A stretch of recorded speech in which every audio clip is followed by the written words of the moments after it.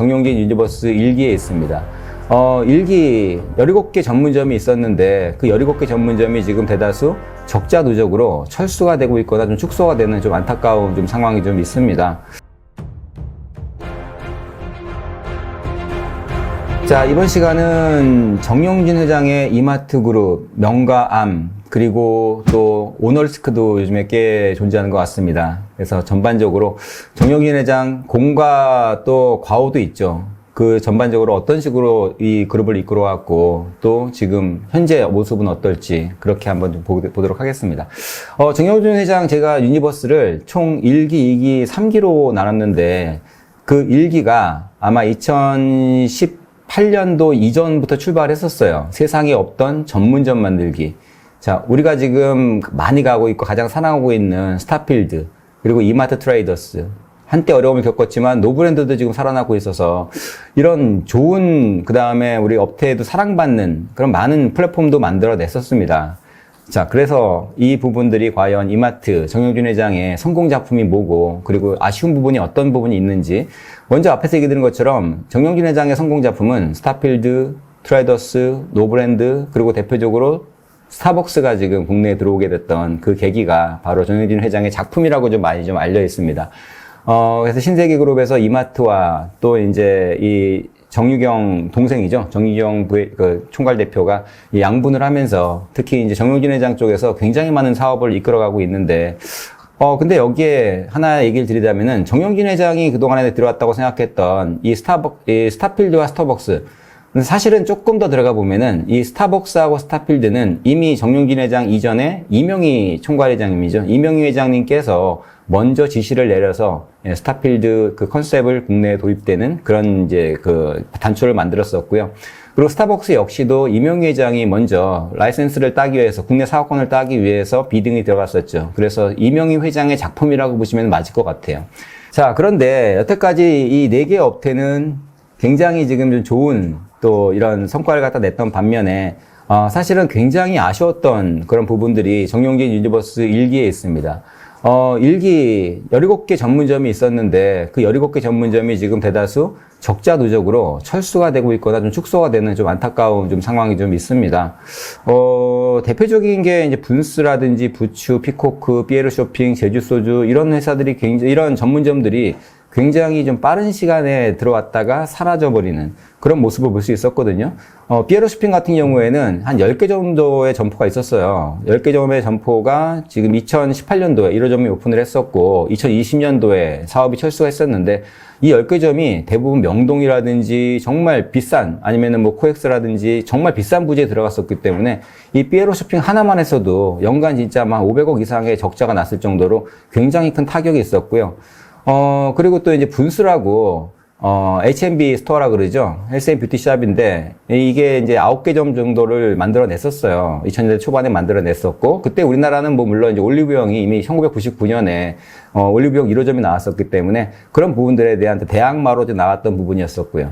근데 이 분스가 9개 점이 문을 닫아버린 다음에 이게 2012년도에 오픈했다가 2015년도에 철수했는데 부츠라고 해가지고 분스하고 똑같은 모델입니다. 다만 영국에서 유명한 H&B 스토어인데 부츠라는 컨셉을 그대로 또 들어와서 부츠 역시도 2017년도에 분스를 이어받아가지고 오픈했다가 2020년도에 철수를 해버립니다. 자, 그리고 PK 마켓이라고 있는데 여러분들이 우리가 흔히 이마트 매장 가보면은 그 피코크 상품 있지 않습니까? 그 피코크 상품을 모아가지고 전문점을 냈었거든요. 그 전문점을 내서 그 전문점을 이 피코크 상품만 모아놨던 매장이 3개가 있었는데 이 피코크 매장 역시도 2018년도에 오픈했고 20년도에 2년 만에 철수를 하게 됩니다.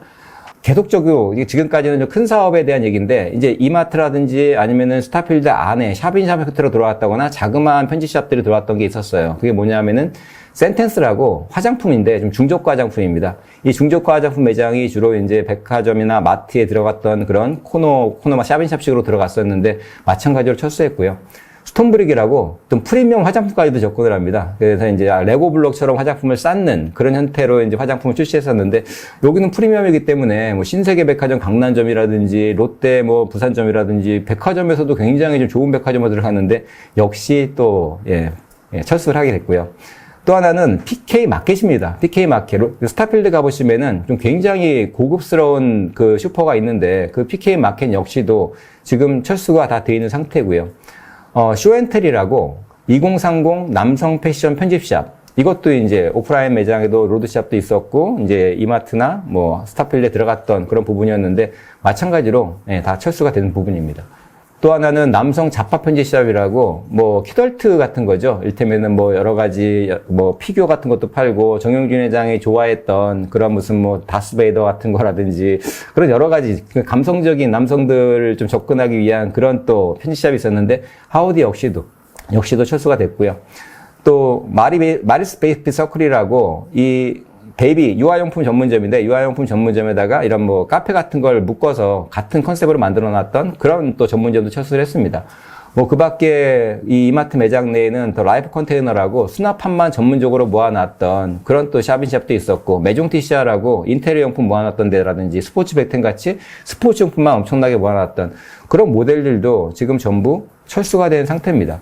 결과적으로는 이마트가 진행했던 이 정영준 회장이 특히 애정을 가지고 진행했었던 이 17개 전문점 가운데 대다수가 지금은 철수를 한 상태고요. 이 400개 매장에서 연간 적자가 한 900억 이상이 발생을 했기 때문에 사실은 연간 운영에 대한 적자가 900억이고 이 사업이 런칭이 되기 위해 가지고 거기에 들어갔던 여러 가지 투자비라든지 뭐 인테리어에 대한 부분이나 뭐 이런 인원에 대한 뭐 인력에 대한 비용이라든지 그런 기회비용까지 합친다 그러면은 굉장히 큰 적자가 발생을 했다고 볼 수 있고, 이게 2020년도에 거의 일괄적으로 다 적자가 나서 이제 철수하게 된 그런 부분이거든요. 그렇기 때문에 이마트 그룹이 처음부터 이런 무슨 뭐 지마켓을 인수하지는 않았고, 그때는 어떻게 보면은 본연의 사업에서 승부를 보자고 굉장히 많이 노력을 했었지만, 결과적으로는 시류를 잘 읽지 못했다라고 볼 수가 있을 것 같아요. 왜냐면은 로드샵이라는 게 그 대표적인 게 지금 또 나왔던 게 자연주의도 로드샵을 만들었었는데 이 자연주의 같은 경우에는 이 뭐 매장 가보시면은 이마트 매장에 보시면 유기농도 있기도 하고 거기에는 뭐 여러 가지 친환경 제품도 많이 있기도 한데 이 자연주의 로드샵을 일테면은 뭐 한살림이라든지 아니면은 뭐 이런 초록마을처럼 그렇게 외부로 로드샵 만들어가지고 11개 매장을 넣었는데 그 매장이 전체가 효과가 좋지가 않아가지고 올해 다 폐점을 하게 됐습니다.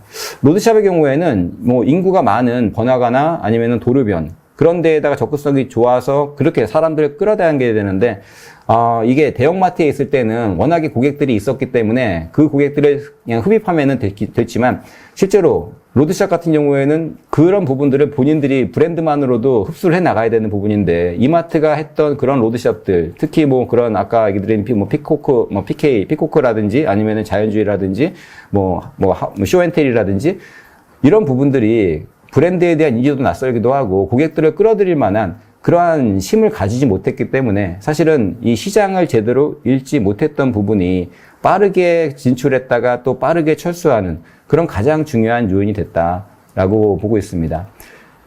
자, 이 모든 이 로드샵들 일기 17개에 달하는 이러한 또 여러 가지 전문점들을 가장 강력하게 구조조정을 했던 그 사람이 바로 정용진의 남자라고 불리는 강희석 대표였습니다.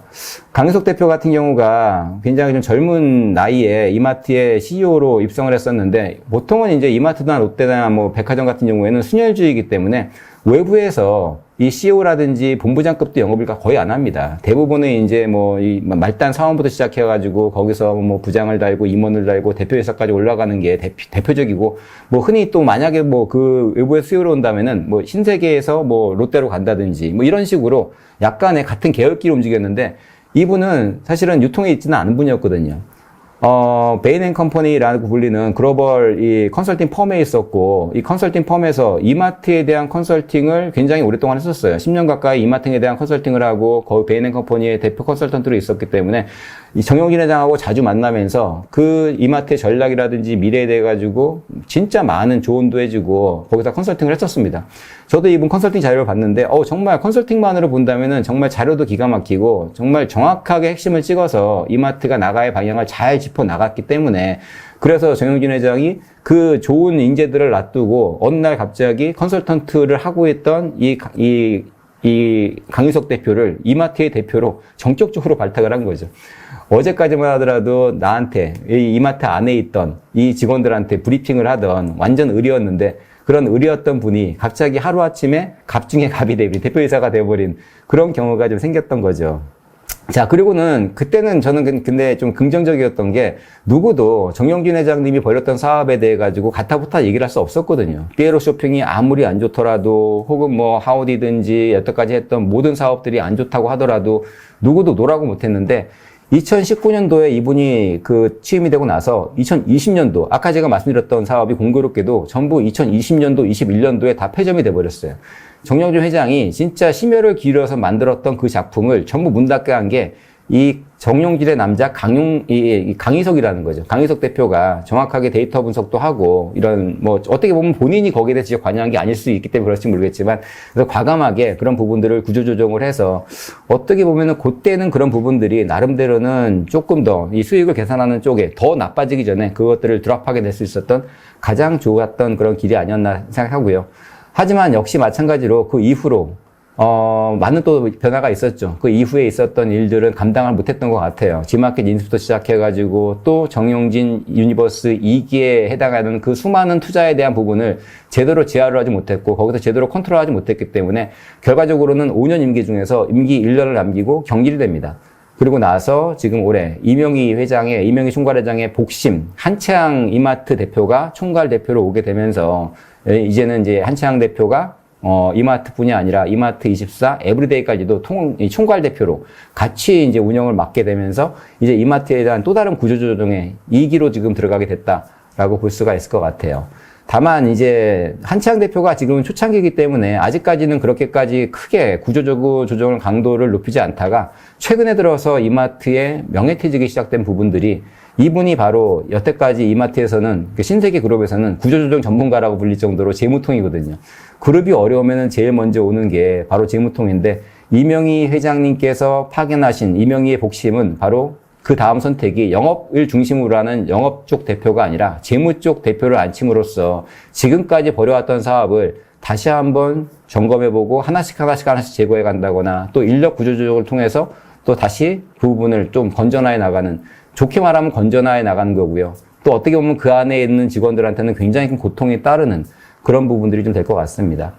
이건 여담으로 강윤석 대표 그 짧은 기간이지만 그래도 굉장히 연봉을 좀 많이 받았었어요. 연봉이 지금 한 1년에 20억씩 받았었고 2019년도에 퇴사할 때는 거의 한 39억, 한 40억의 퇴직금까지 한 4년 동안에 한 100억 정도의 연봉과 보너스와 퇴직금을 수령을 했었기 때문에 이런 부분도 사실은 직원들한테 굉장히 조금 좀 거리감이 느껴지는 그런 부분이기도 했었어요.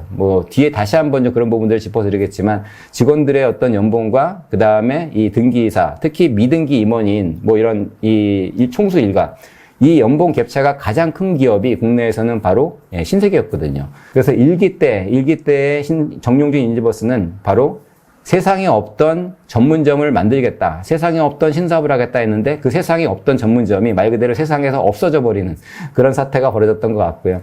그게 제가 보기에는 정영진 회장이 1기 때 실수했던 부분들, 혹은 물론 경영이다 보니까 100% 성공은 할 수 없지만 본인이 아주 애지중지 어떻게 보면은, 그리고 본인의 많은 또 판단이라든지 의견이 들어가고 의사결정에 들어갔던 그런 사업들이 차례 문 닫으면서 그게 2018년도부터 2020년까지 이마트의 경영을 어렵게 만들었던 가장 큰 요인이 되었다라고 볼 수가 있습니다.